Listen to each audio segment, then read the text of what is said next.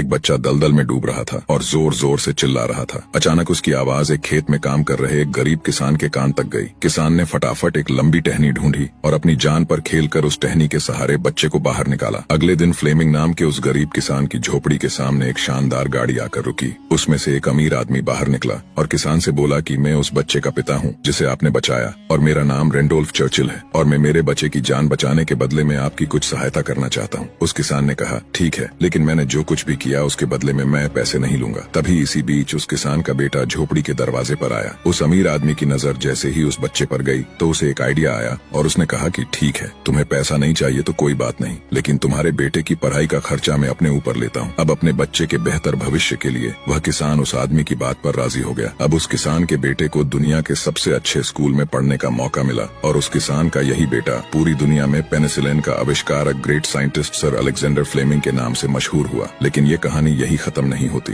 कुछ सालों बाद उस अमीर आदमी के बेटे को निमोनिया हो गया और उसकी जान सर अलेक्जेंडर फ्लेमिंग द्वारा बनाए गए पेनिसिलिन के इंजेक्शन से ही बची। और उस अमीर आदमी के बेटे का नाम था विंस्टन चर्चिल, जो 2 बार ब्रिटेन के प्रधानमंत्री रहे। दोस्तों, शायद इसीलिए कहते हैं कि कर्म हमेशा घूम कर आते हैं। इसलिए हमेशा दूसरों का अच्छा करें ताकि आपके साथ